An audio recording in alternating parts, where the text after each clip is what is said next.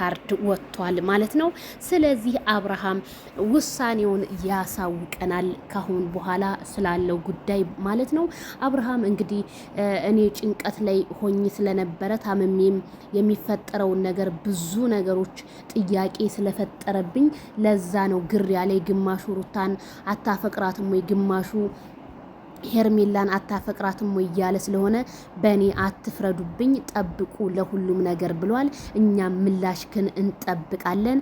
አቤላ የጠፋ ሰው እንግዲህ ዛሬ ከሄርሜላ ጋር ሆነ መታሃል፣ እናመሰግናለን። እንግዲህ ያው ብዙ ሰው እየሰደበህም ነው፣ ምክንያቱም በጥፋትህ ነው። ስለዚህ ዳኒ ሪያል ሾም እስካሁኗ ደቂቃ ድረስ አብረህ ስላለህ በጣም እናመሰግናለን። ምክንያቱም ሄርሜላ የኔ እጅ በደረት የኔ ቆንጆ ዛሬም ሀቅሽ ወጥቶ ወደፊት እንደምትራመጅና ማይክል ጃክሰን ከአንቺ ጋር እንደሚሆን ብዬ ነው የማስበው።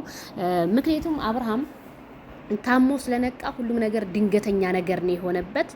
ምክንያቱም እነሱ ብዙ ነገሮችን እያለባበሱ ራሳቸውን ንጹህ ሰው ለማድረግ ነው እየጣሩ ያሉት። ይሄም ቢሆን ግን መቼም እንደማይሳካላችሁ ከሄርሜላ ጋር እያለ በነበረ ሰዓት ደህና እንደሆነ ከነሱ ጋር ደግሞ ሲገጥም ያለውን እንግዲህ ድባብ እንግዲህ በሪካርድም በፎቶዎችም አብርሃምን እንግዲህ ለማሳየት ሞክረዋል።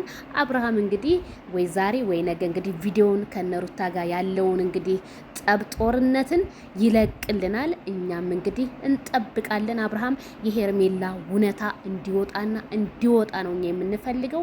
ምክንያቱም ይሄ ህዝብ እንዴ በተለያየ ነገሮች ስትመጣብን ይሄ ልጅ አይወዳትም ወይ ሄርሜላን? አዎ ሰውነን እንላለን።